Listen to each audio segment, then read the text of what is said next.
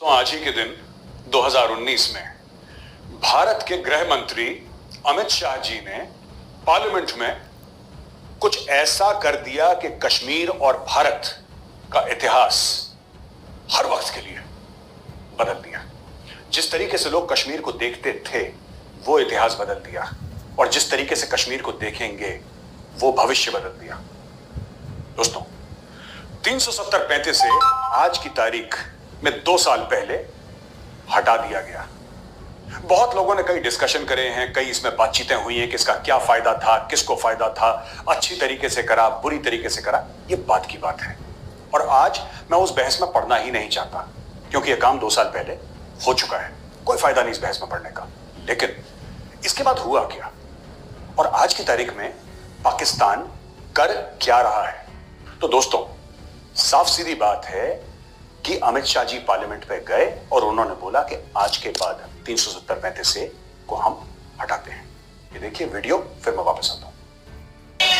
संविधान के अनुच्छेद 373 के अंतर्गत भारत के संविधान के अनुच्छेद 370 के खंड 1 के साथ पठित अनुच्छेद 370 के खंड 3 द्वारा प्रदत्त शक्तियों का प्रयोग करते हुए राष्ट्रपति संसद की सिफारिश पर यह घोषणा करते हैं कि यह दिनांक जिस दिन भारत के राष्ट्रपति द्वारा इस घोषणा पर हस्ताक्षर किए जाएंगे और इसे सरकारी गैजेट में प्रकाशित किया जाएगा, उस दिन से अनुच्छेद 370 के सभी खंड लागू नहीं होंगे, सिवाय खंड 1 के नामक पढ़ा जाएगा। दोस्तों, अमित शाह जी ने यहां तक कह दिया कि कश्मीर के लिए हम अपनी जान भी दे सकते हैं। जब बातचीत हुई पार्लियामेंट में, लोगों ने सवाल जवाब करे तो उन्होंने साफ तौर पे कह दिया कि कश्मीर हमारे लिए इतना इंपॉर्टेंट है, इतना जरूरी है, इतना महत्वपूर्ण है कि हम उसके लिए अपनी जान भी दे सकते हैं। 370-35 से के हटने के बाद कश्मीर में एनआईए की रेड्स हुई, एनआईए अपनी हरकत में आया, भारतीय सेना अपनी हरकत में आई, जो कि पहले भी ऑपरेशंस करते थे, लेकिन अब हरकत इनकी बदल गई। जमाते इस्लामी को ताला लगा दिया गया। जो भी फंडिंग के रूट्स थे जिससे हुर्रियत कॉन्फ्रेंस को फंडिंग मिलती थी, उस पर ताला लग गया। स्टोन बेल्टिंग लगभग खत्म हो गई कश्मीर में, लगभग खत्म। और वो उतने बड़े लेवल के ऑपरेशंस जो हर हफ्ते होते थे, कैसो, कॉर्डन एंड सर्च ऑपरेशंस, वो बहुत कम हो गए। जो दुकानें बंद होती थी, जो शटडाउन होता था, वो हुआ ही नहीं तब से। और सैयद अली शाह गिलानी मानो की परमानेंट रिटायरमेंट में चला गया। हुर्रियत कॉन्फ्रेंस गायब। क्या 2 साल के बाद कश्मीर की सारी समस्याओं का हल हो चुका है? बिल्कुल भी नहीं, समय लगेगा। जो समस्या 72 साल से बनाई गई हो, वो 2 साल में दूर नहीं हो सकती। इसमें भी 2 पक्ष हैं, अच्छा करा, बुरा करा, 370-35 से लाना चाहिए, नहीं लाना चाहिए। कुछ विपक्षी दलों ने तो यहां तक बोल दिया कि अगर हम सरकार पे आए, हम इक्तदार में आ गए, तो हम 370-35 को वापस ले आएंगे। ये सियासी बातें हैं, ये पॉलिटिकल बातें हैं, इनको इतना महत्व नहीं देना चाहिए। 370-35 कभी वापस नहीं आएगा। लेकिन रुचि की बात यह नहीं है, रुचि की बात यह है कि पाकिस्तान ने उसके बाद क्या करा। दोस्तों, पहले डिसबिलीफ, जिसको कहते हैं कि हैरान रह जाना कि हो क्या गया है। फिर वही पाकिस्तान का पुराना शब्द जो सारे पाकिस्तानियों को बहुत पसंद है, साजिश। हमारे साथ साजिश हो गई। टेलीविजन पे डिबेट थी, तो एक पाकिस्तान के जो एक पॉलिटिकल पार्टी के प्रवक्ता हैं, उन्होंने ये बोला कि साहब हमारे खिलाफ साजिश हुई है। तो मैंने उनको एक बात बताई, साजिश वो होती है जो बंद कमरे में की जाती है, साजिश वो होती है जो चुपचाप की जाती है, चोरों की तरह।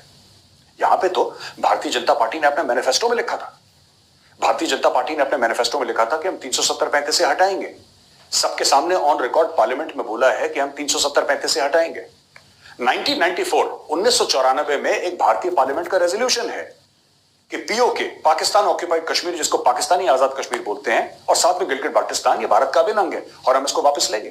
तो इसमें साजिश वाली बात कहां से आ गई? दोस्तों, ये साजिश नहीं है, ये तो हम खुली बात कर रहे हैं, आपके सामने बात कर रहे हैं। बीजेपी के मैनिफेस्टो में लिखा है और पार्लियामेंट की 1994 का रेजोल्यूशन है इसके ऊपर। आप जाके इंटरनेट पे चेक करिए, आपको पता लग जाएगा।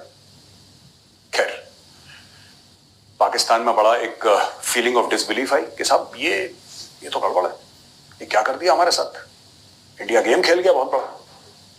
तो मैंने अपने पाकिस्तानी भाइयों को यही बोला कि यार तुम गेम खेलो तो ठीक है, हम गेम खेलें तुम्हें बुरा लग जाता है, फिर तुम विक्टिम कार्ड खेलते हो। नहीं, गलत चीज है। दूसरी चीज जो मैं बताना चाहता हूं कि पाकिस्तान ने 2-4 कदम लिए हैं। 2-4 कदम लिए पाकिस्तानियों ने दोस्तों, और वो क्या कदम थे? उसमें से 3 कदम तो ऐसे हैं कि जिसको सुन के आपको बहुत हंसी आएगी। पहला, कि जुम्मे की नमाज के बाद पूरा पाकिस्तान आधे घंटे के लिए खड़ा हो जाएगा, और खड़ा भी हो गया पाकिस्तान, पूरा पाकिस्तान।